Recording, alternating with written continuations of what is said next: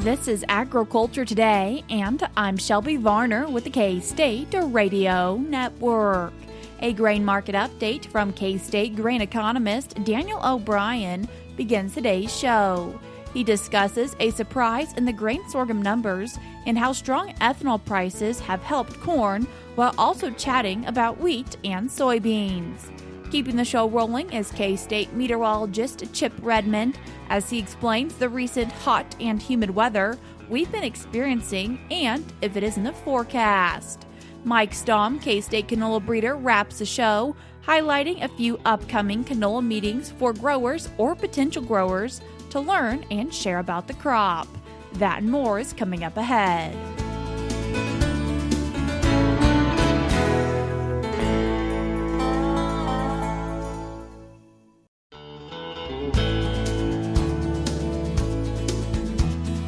You're tuned in to Agriculture Today, and we start our Friday show with a grain market update from K-State grain economist Daniel O'Brien. Daniel, thanks for joining us today. Thank you very much, Shelby. Daniel, as we're looking at the grain market, what reports do you feel like the market is waiting on? Well, we'll be watching for the August 12th crop production and WASDE reports, a set of both of them together. And again, that will be the first farmer survey-based crop production report for this year for feed grains. And we've been having such reports for wheat already, for the wheat complex. But the USDA actually, as we're talking here at the end of July, heading on into August, the surveys will be coming out shortly to farmers to fill those in. It won't be until the September report, which will be released on September 11th, that we actually have in the field what they call enumerated surveys with test plots and measurements. Again, as we say, in the field around September 1st, that will have, along with what farmers are saying they have for yields, what their expectations are at that time, we'll have the USDA numbers, USDA survey, physical survey numbers then as well. So the August survey will represent what farmers think they have. And as we look right now, we have varying crop conditions around the country. Pretty dry in some areas good moisture, et cetera. So as we keep going from the August to September to October, November, and then finally the December report, we'll keep getting hopefully more and more accurate as we go forward on those projections. So we'll have a projection in August.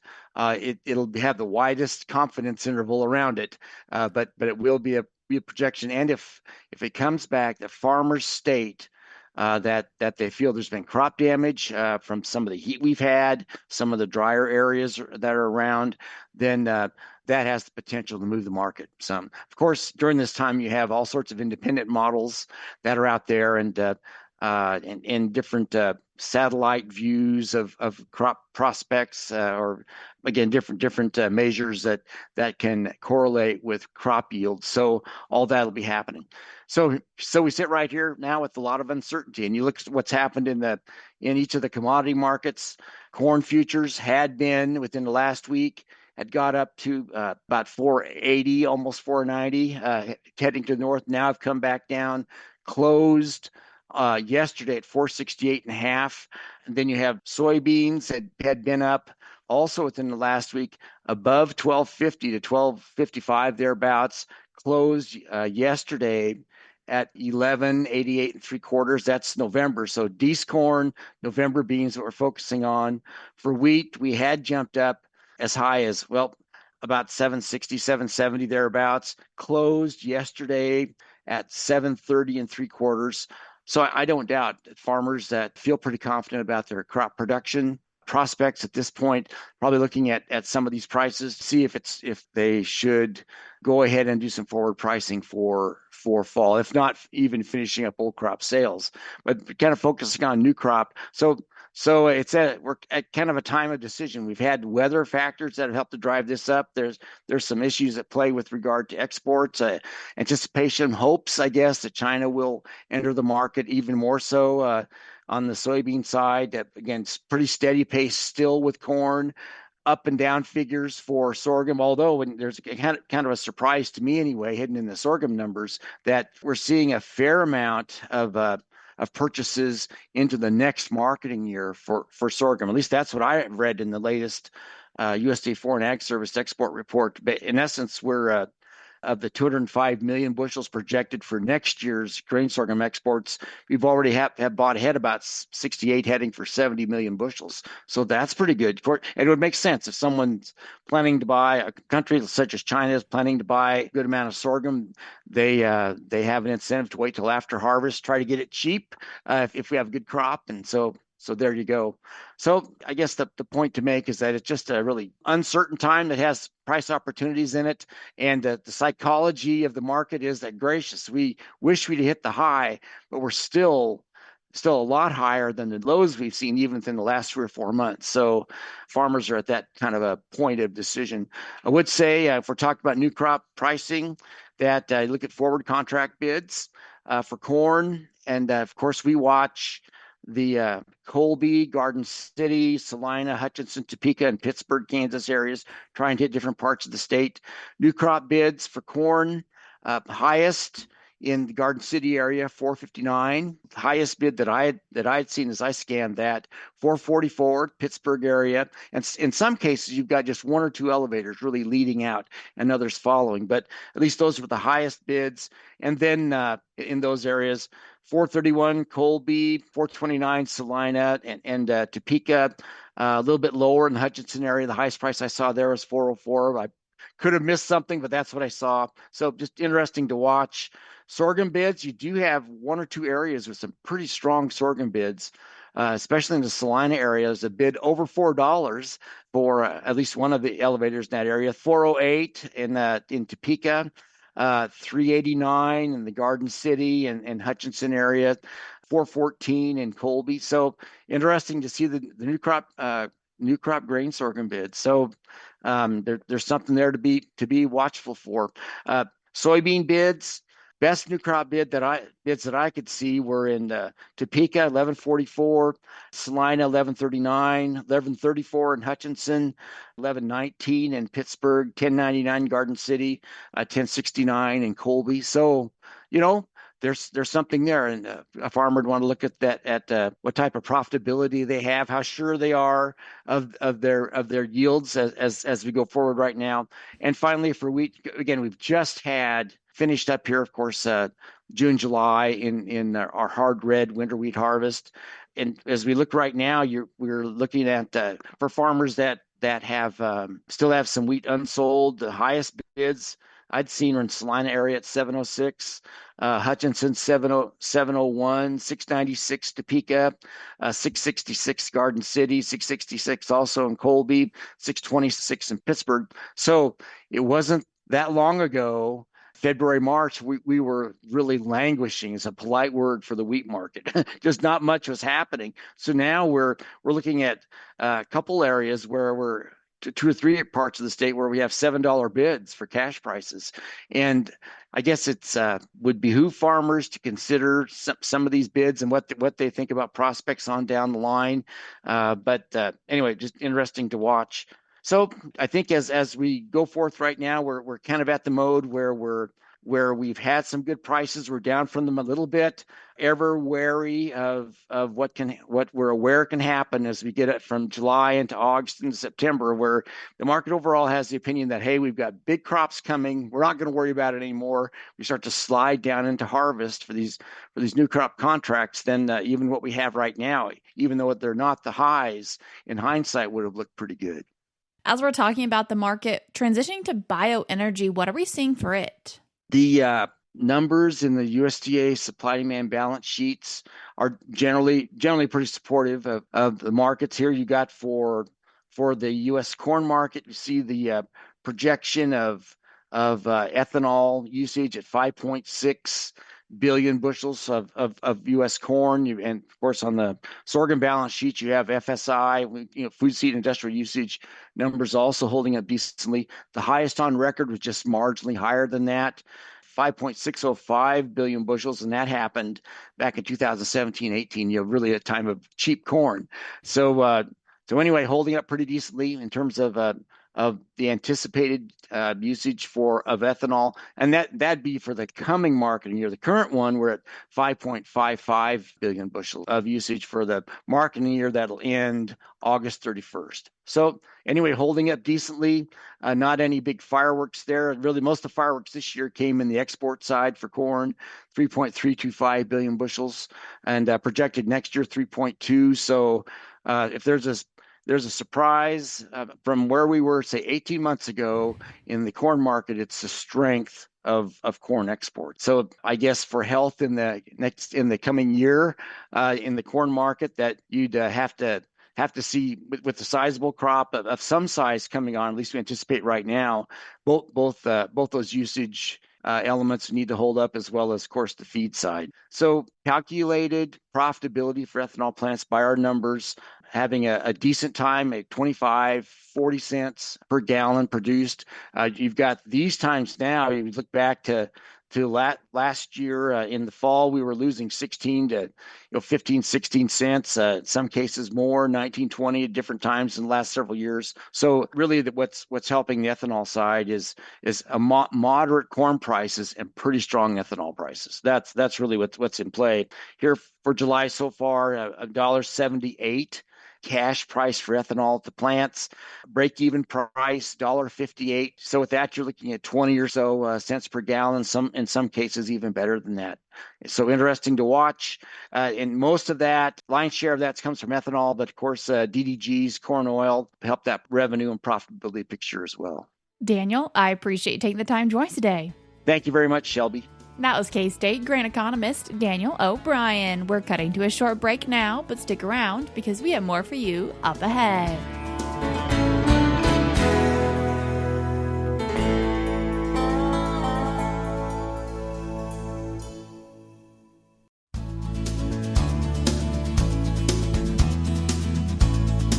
You're tuned in to Agriculture Today, and we continue our Friday show with a weather outlook with K-State meteorologist Chip Redmond. Chip, thanks for joining us today. Yeah, thanks for having me. Before we do take our look ahead, what have we seen this past week for Kansas weather? Well, it's been hot. That's to put it lightly. It's been really hot in places. We look in portions of Southwest, South Central Kansas. Of the last 7 days, 5 of those saw temperatures well above 100 degrees. But it's in perspective because, they've been a lot drier down there, and overall humidity has been much lower, and unfortunately resulting in a lot of stress in the landscape. And I know there's even some summer crops that are failing. But you get further east, it's not all bells and whistles there either. While they have seen some moisture in the east, some areas saw upwards of 3 inches of rain over the course of the last 7 days. It's been oppressively hot with the high humidity, with moisture almost every morning in northeast Kansas. Humidities are just astronomically high, and dew points have been in the upper 70s, low 80s, and that's just really nasty conditions that results in some heat indices skyrocketing up to 110, 115, and just really, really unpleasant conditions. So, when we look at the dog days of summer, we'd expect temperatures to be very warm. And that's definitely been the case over the last week.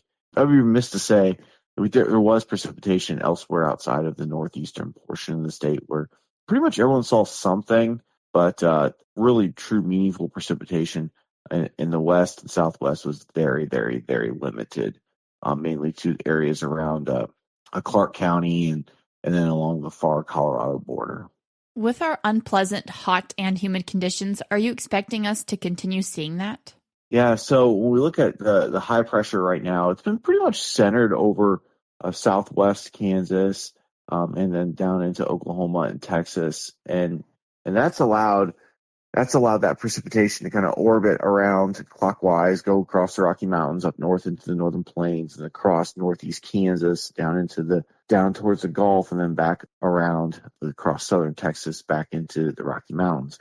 Well, that pattern has just subtly shifted over the course of the last week, and that's allowed that precipitation to reach northeast Kansas. And then it's actually good. We're going to have a strong cold front come through here on Friday evening And that's going to allow for temperatures to fall to maybe closer to normal, even maybe slightly below normal for the weekend. But then is also going to scour away a lot of that moisture and a lot of that humidity and bring some relief and really push that ridge of high pressure, shrink it down and push it off to the southwestern United States.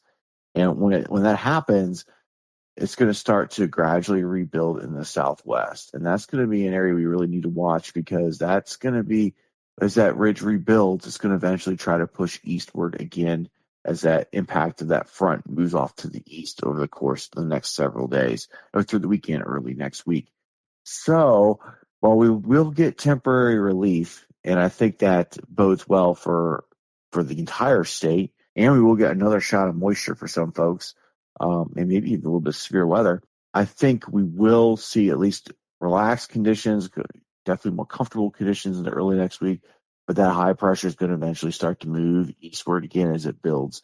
And it's going to have quite a bit of heat with it. And so we're not out of the woods yet for our summer heat. And I think by the time we start getting into that first full week of August, we're going to likely start to see temperatures rising again by the end of the week and potentially get back into the triple digits almost every day for a lot of folks.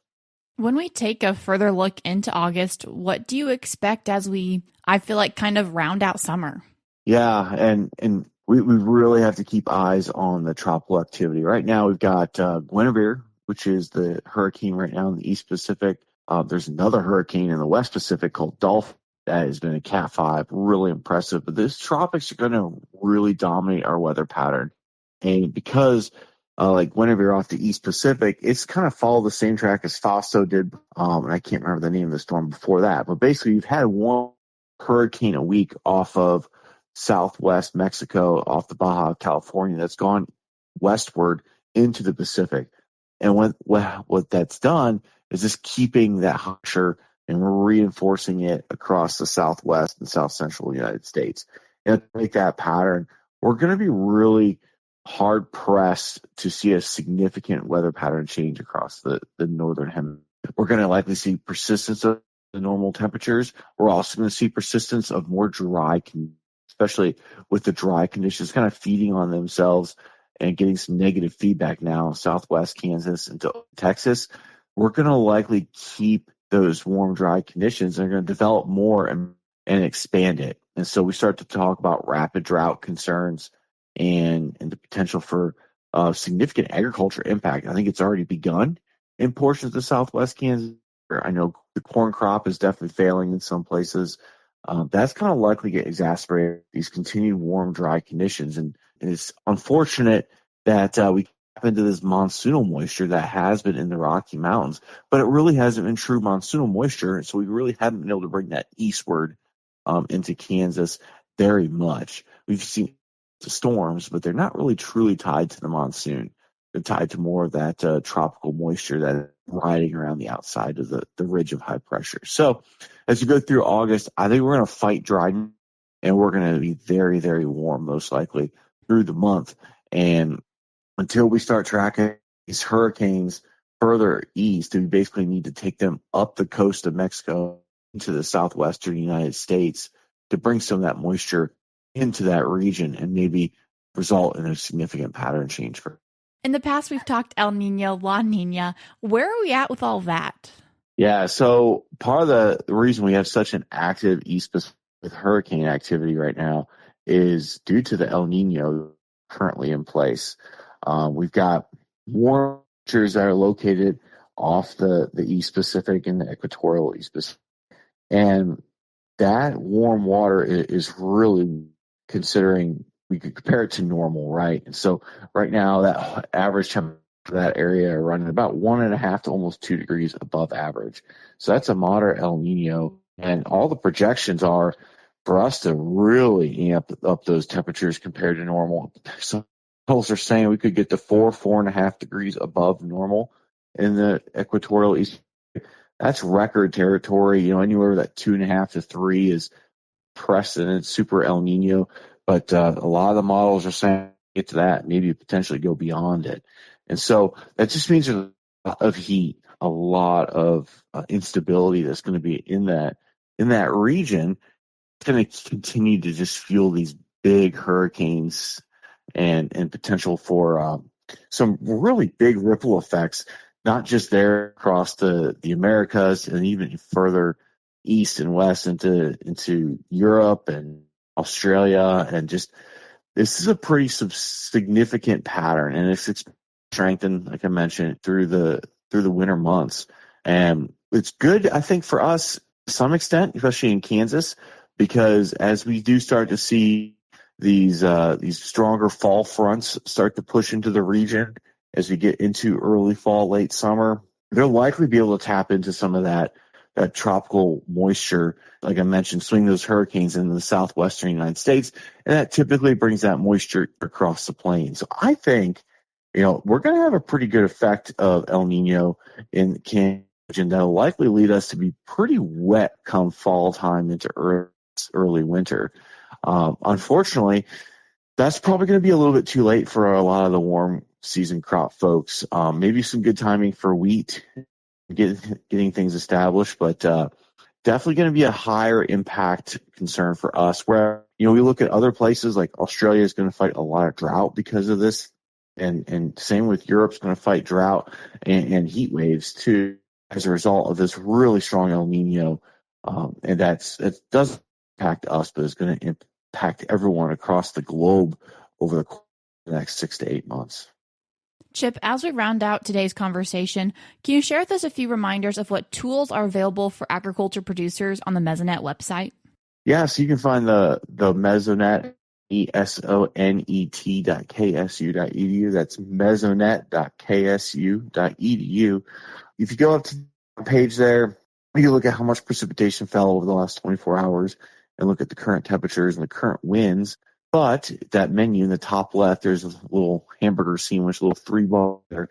You click that, and then it gives you access to historical data. That you can click weather and then historical weather. You can download data for the last 10 years, a year at a time. But you can also go to agriculture, and you can find such tools. Animal comfort's pretty popular right now with the heat and especially the humidity. You can see how warm it feels like for cattle, and I know a lot of folks use that forecast product that we have there for animal comfort to see what the projected warmth is, and so they can mitigate those periods of potential concern for cattle. There's also inversion product there where we can look at the current status of the atmosphere. Is it stable, unstable, as folks do spray? So there's a lot of agriculture tools there that are available to folks. Again, that's Mesonet.ksu.edu. Chip, I appreciate you taking the time to join us today. Yep, thanks for having me. That was K-State meteorologist Chip Redmond. We're cutting to a short break now, but we'll be right back.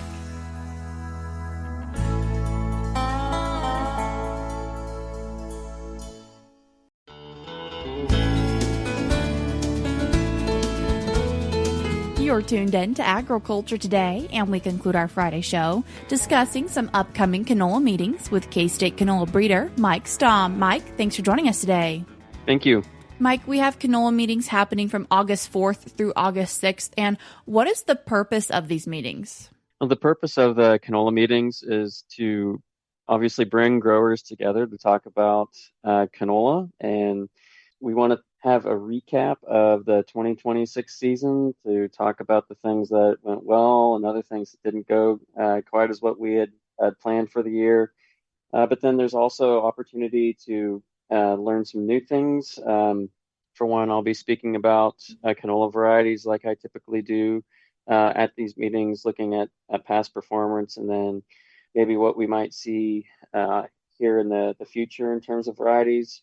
We'll also have time for industry to give an update at these meetings. So our industry sponsors for these meetings will have 5 to 6 minutes to get up and speak about what types of things, what they're doing to help support the canola industry here in the Southern Plains. And then at our Enid meeting on August 4th, we are bringing in a special guest speaker, Dr. John Kierkegaard, who is a farming system specialist in Australia, and he's a Fulbright visiting scholar here at Kansas State.